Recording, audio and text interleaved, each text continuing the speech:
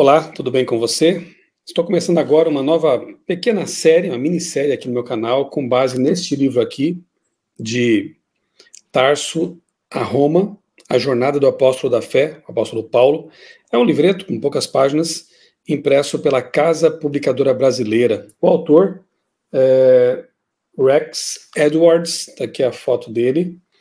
Ele é natural da Nova Zelândia, atuou na Oceania, Europa e América do Norte como pastor, evangelista, educador e escritor. Pra você ter uma ideia do conteúdo aqui desse livro, diz assim o texto de contracapa: apresentando o apóstolo Paulo que você achava que conhecia até agora. Sinta o calor do confronto entre os cristãos em Antioquia. Sente-se no calabouço com Paulo e Silas, enquanto a terra treme debaixo deles e os vergalhões de ferro se abrem para soltá-los de maneira sobrenatural. Viaje com Paulo e respire o fogo da Igreja Apostólica, dando vida ao Evangelho que se espalharia pelo mundo inteiro. Testemunhe o fim violento e vitorioso desse herói da fé em Roma. Radical, perseguidor, sangue frio, inventor do cristianismo, o apóstolo Paulo já foi chamado de vários nomes. Mas quem de fato foi esse homem? Se você é admirador crítico ou simplesmente curioso acerca da vida de Paulo, o homem que escreveu grande parte do Novo Testamento ficará fascinado com este livro. Então teremos aqui uma série de pequenos vídeos. Aqui está o sumário, são 7 capítulos, mais introdução e conclusão.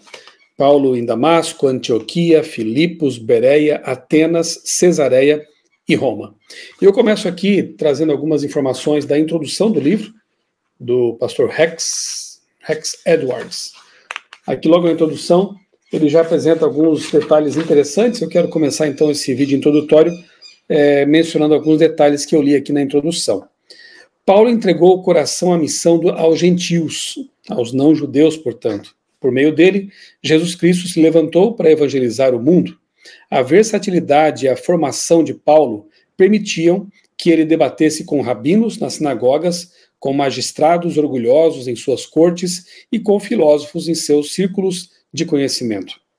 Era um indivíduo que tinha condições de encontrar um caminho para fora da selva das peculiaridades e dos preconceitos do exclusivismo religioso. Depois diz mais aqui que enquanto o menino Jesus brincava pelas ruas de Nazaré, Paulo brincava pelas ruas de Tarso, sua cidade natal, do outro lado das cordilheiras do Líbano, onde hoje fica a Turquia. Paulo e Jesus têm uma idade ali mais ou menos próxima, né? Então dá para imaginar realmente Jesus crescendo lá em Nazaré e Paulo crescendo na cidade já bastante desenvolvida na época, a cidade de Tarso. Tarso, a principal cidade da Cilícia, tinha na época cerca de 1000 anos. Fora dominada sucessivamente pelos assírios, persas e greco-macedônicos. Recebeu uma constituição civil de Antíoco IV em 171 a.C. e passou a ser classificada pelos romanos como cidade livre a partir de 64 a.C. Era um dos 3 principais centros de ensino do mundo daquela época. Suas escolas se dedicavam à filosofia, à retórica e ao direito. Então, à medida que você vai tendo conhecimento sobre como era a cidade de Tarso e a região da Cilícia, ali bem desenvolvida, uma terra de universitários, digamos assim, de escolas, discussões filosóficas, de direito, retórica, você já começa a imaginar o ambiente no qual o grande apóstolo Paulo, intelectual Paulo, cresceu. Depois ele vai para Jerusalém para completar, né, sua educação formal religiosa lá, mas aqui ele, ainda pequeno, está crescendo na cidade de Tarso. Tarso, chamada por seus habitantes de Pérola do rio Cnido, era em essência uma cidade fenícia. Helenística em sua atitude, embora oriental nas emoções, era conhecida por seus artesãos e enriquecida por piratas. Muitos eram os nativos que orgulhosamente a chamavam de Pequena Roma. Pessoas de diversas origens viviam ali, e por suas ruas estreitas ouvia-se uma imensidão de línguas. Interessante que lá na frente, nas suas cartas, Paulo vai dizer que ele falava vários idiomas de fato, né? Tarso era o depósito para onde eram levados os produtos desses países, de vários países, a fim de serem distribuídos tanto pelo Oriente quanto pelo Ocidente. Estudantes de diversos países eram vistos pelas ruas. Em importância intelectual, era rival de Atenas e Alexandria, duas cidades universitárias.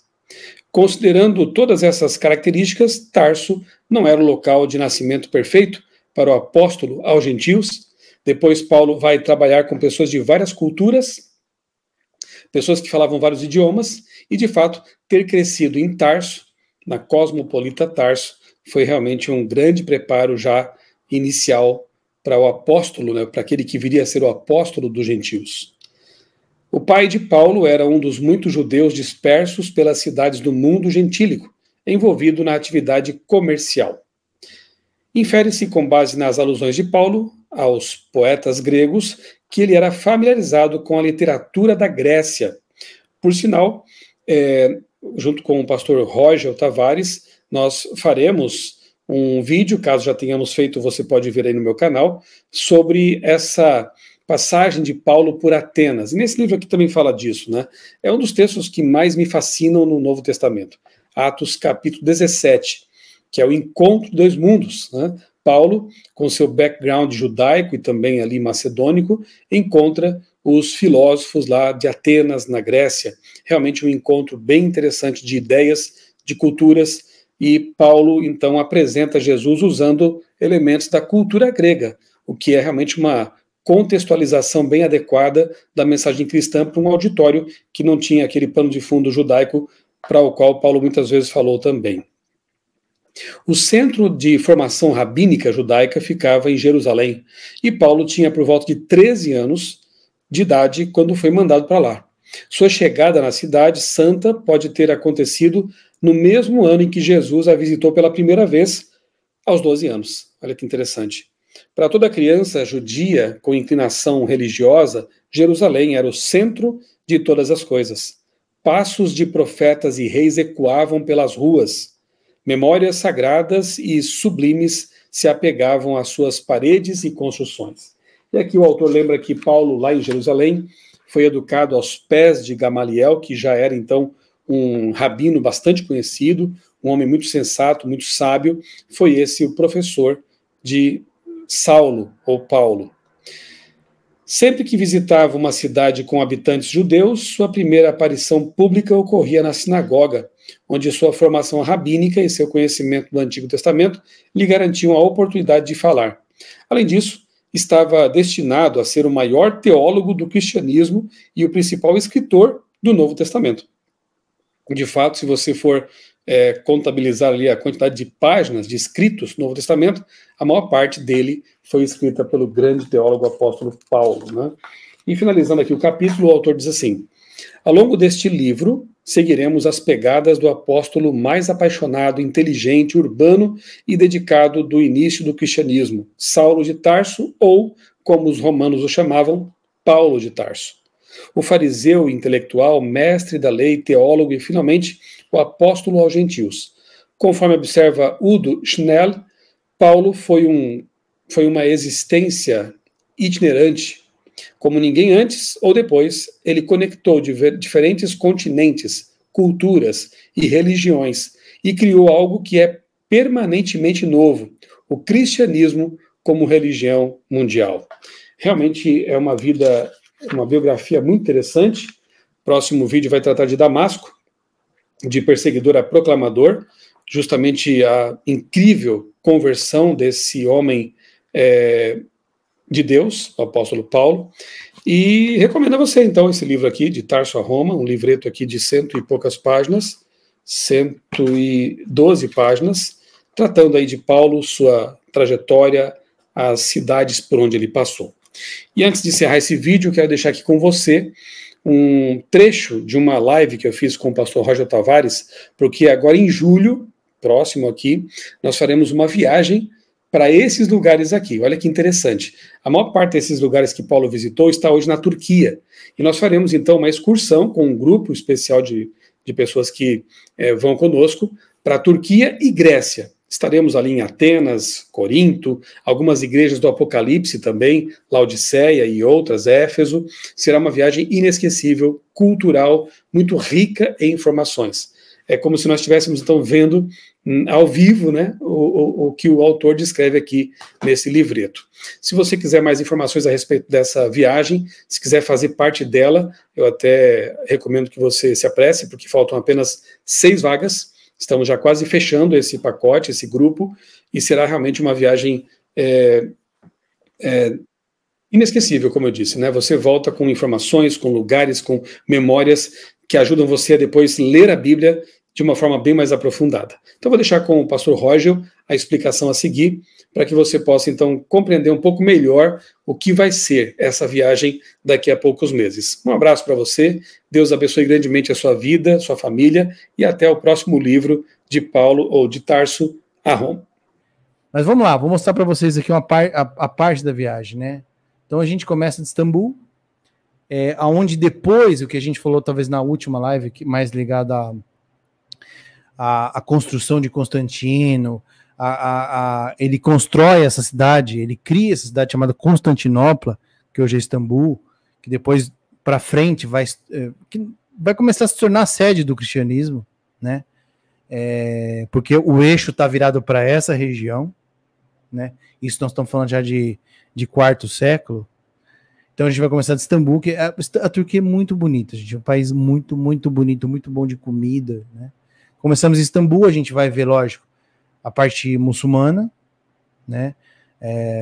O Império Turco Otomano, que é um império de 600 anos aí, que teve 200 de auge, 200 de estabilização, 200 de queda.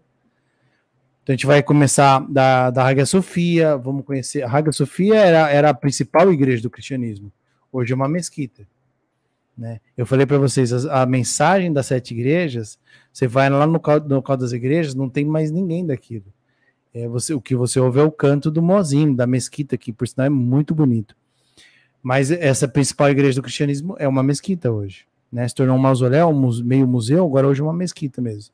Você tem que tirar o sapato para entrar, a mulher tem que estar com a cabeça coberta. É muito bonito, né? Lá nós vamos ver a mesquita azul, né? Que praticamente é o mesmo padrão da Hagia Sophia, né? Da mesquita azul nós vamos ver o Bósforo, que é aquele mar que está ali, né?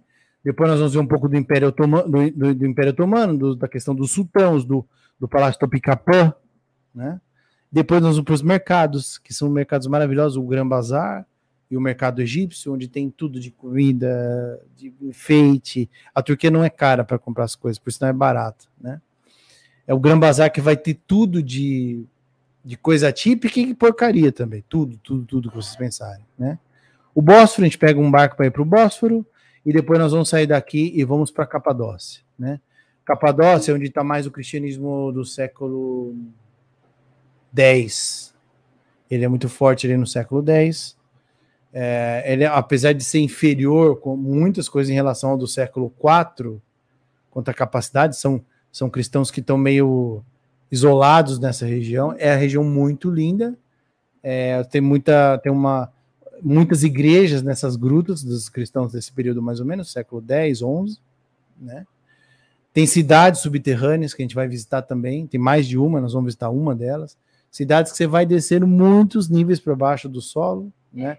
Eu não estou pondo os filmes aqui para não carregar o tempo, mas a gente faz uma live depois, pastor, só sobre a viagem em si, eu ponho os filmes mesmo para eles verem, né? Aqui ficam, por exemplo, as igrejas. Muito esses buracos aqui, essas grotas que são lixadas nessa rocha porosa, essa rocha calcária, são igrejas lá dentro, com muito da história pintada nos tetos dela, tá? Depois nós vamos pegar, lógico, o balão, fazer nossa viagem de balão pela Capadócia, né? Muito, muito bonita. Isso tem que você estar na Capadócia, não tem como não fazer essa viagem de balão aí, tá? Não dá medo, é bem tranquilinha assim.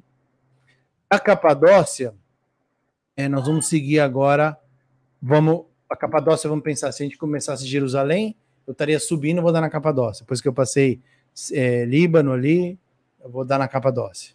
Depois de Antáquia, da Síria, eu vou dar na Capadócia. Aqui chama Antioquia, lá chama Antáquia. Agora eu vou virar à esquerda. Então, eu comecei de Istambul, que está na junção dos continentes. Fui para Capadócia, à direita do mapa. Agora eu vou começar em direção às igrejas e os lugares das cartas de Paulo. Tá? Então, sigo aqui. Aqui, hoje é um centro muçulmano muito rico, que é Icônio na Bíblia. Lembra de Icônio? Né? Hoje chama Cônia, um centro dos Mevilanas. Depois nós vamos para essa cidade de onde sai a água quente, que vai para Laodiceia, né, para Laodiceia. Vocês vão entrar nessas águas, aí são águas termais, o hotel é termal também. Depois daqui nós vamos já estamos aqui, já é a região de Laodiceia. E vocês vão conhecer então a Hierápolis. Hierápolis está atrás dessas piscinas aqui, tá?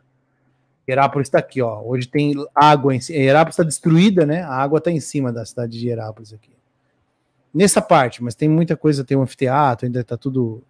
De lá nós vamos para Laodiceia, aqui Laodiceia, aqui, é a rua principal de Laodiceia. Hoje tem uma igreja bizantina, lógico, em Laodiceia. A gente vai entrar, vai conhecer bastante dela ali, da perspectiva cristã desse período bizantino, que é muito diferente daquela quando os cristãos eram sectários do judaísmo. Aqui marca muito mais esse período de separação. Então, veja, a gente tem Laodiceia, que é enviado uma carta em volta do ano 100. Agora nós estamos aqui na Laodiceia do século IV. É um cristianismo bem diferente, tá?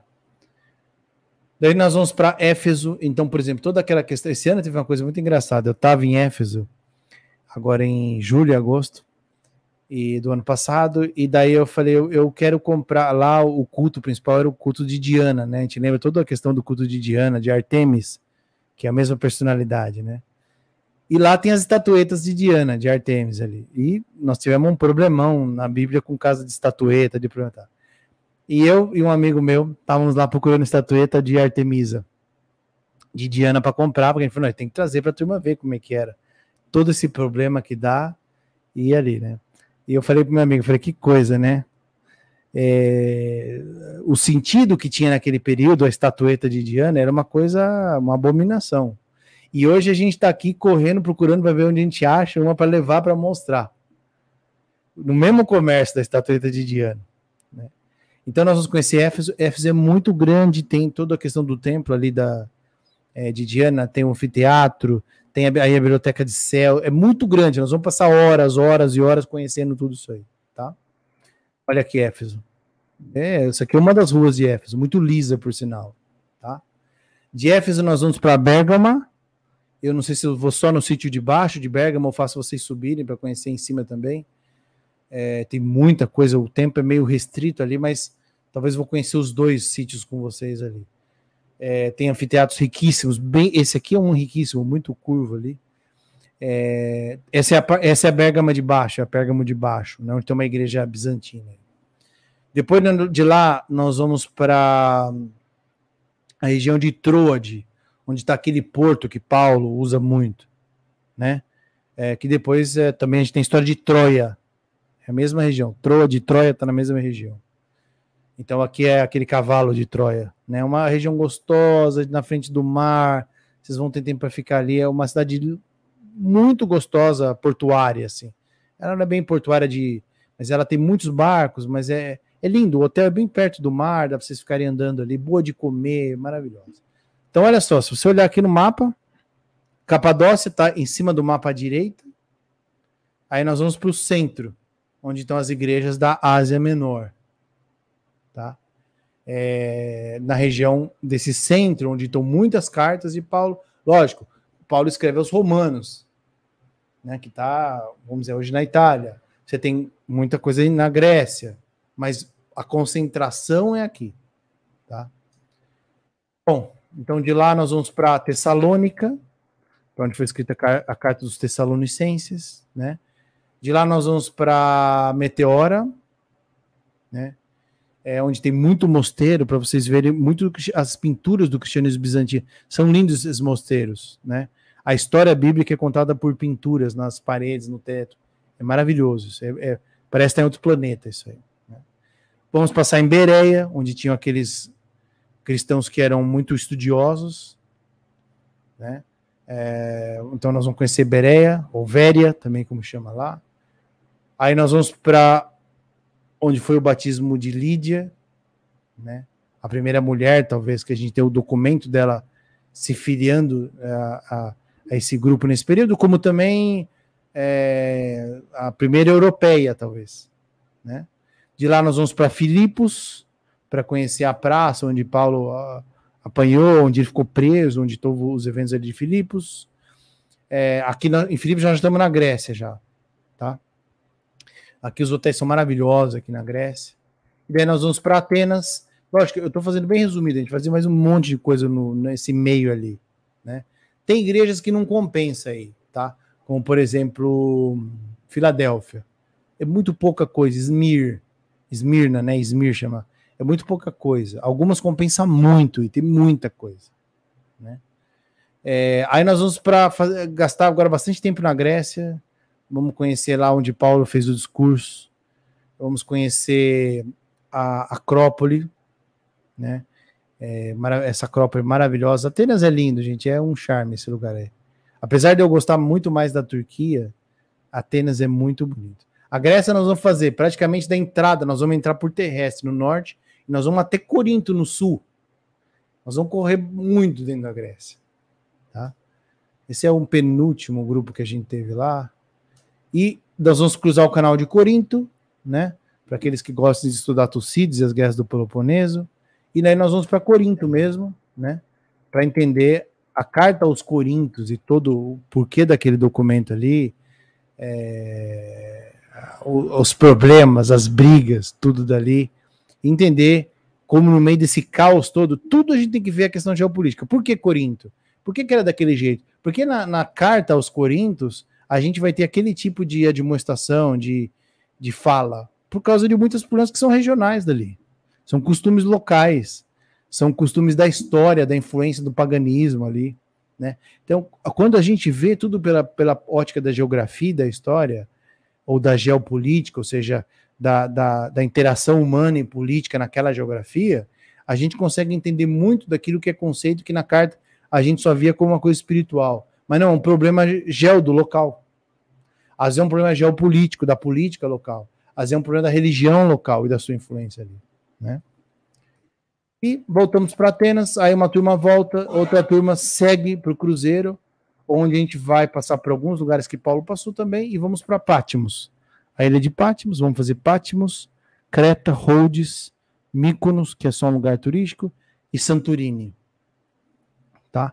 Vamos pegar esse barco e vamos então tocar para dentro das ilhas, que é um outro paraíso ali. A viagem Turquia e Grécia, eu já viajei muito esse planeta aqui, mas a Turquia e Grécia é talvez a combinação mais bonita que eu já vi. Tá? Mykonos, né? Eu vou depois na live só do seu eu ponho mais detalhado. Aqui eu estou em cima do mosteiro onde está a gruta, que historicamente, vamos dizer assim, pela tradição, que é uma tradição histórica, lógico, é onde João escreveu o livro do Apocalipse, né? Então a ilha de Patmos, aí nós seguimos para Creta, aqui é Santorini, essa ilha aqui é Santorini, né? Mas a gente segue para a Santorini, eu acho que é a ilha mais bonita que tem ali. Todas as ilhas são lindas, mas Santorini é um excesso de beleza, assim, né? E Rhodes e Creta, onde a gente vai descer, vai conhecer bastante da ilha dentro. Esse final da viagem, ele é muito mais calmo, porque você está num navio, com tudo incluso, com todas as refeições. É um clima bem mais tranquilo do que a gente vê agora naquele pique, aquela coisa toda, quando a gente fez as igrejas em si, né?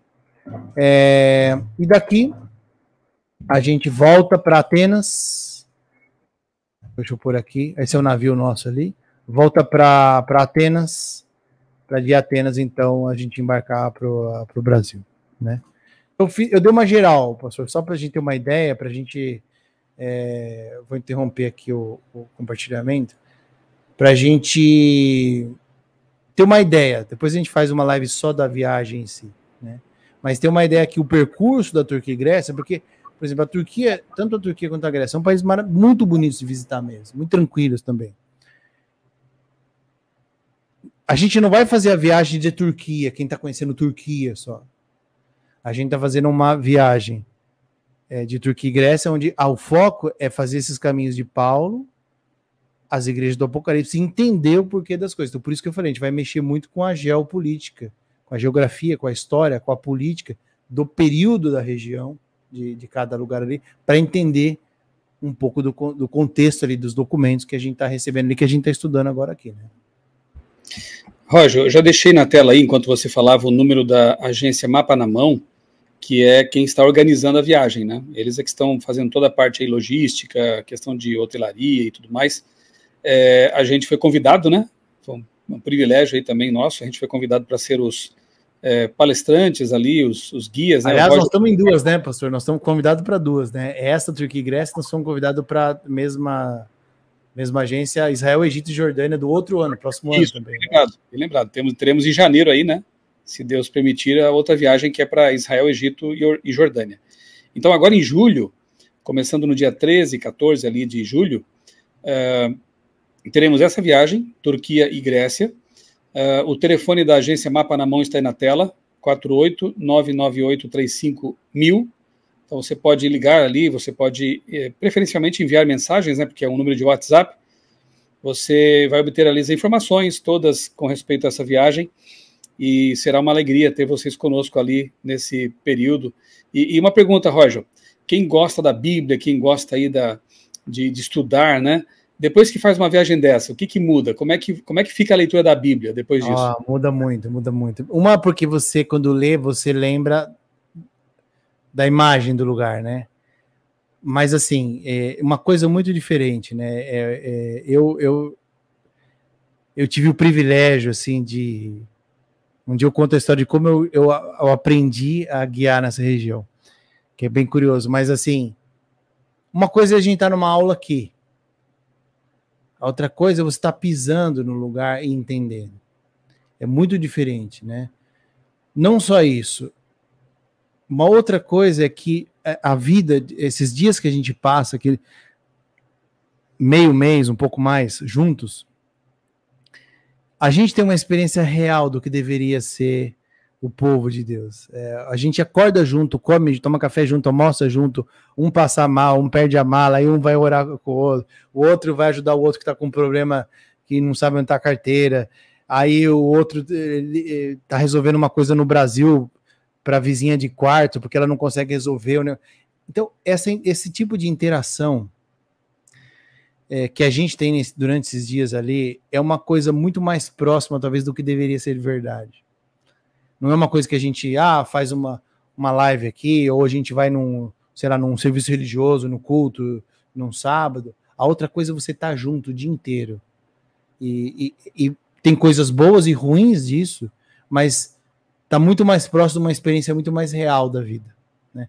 Então, isso é legal. Você está no lugar, você fica diferente porque você está estudando, você está vendo aquelas coisas no lugar, você está vendo coisas modernas também junto, mas você está andando com todo mundo junto, que você está vivendo.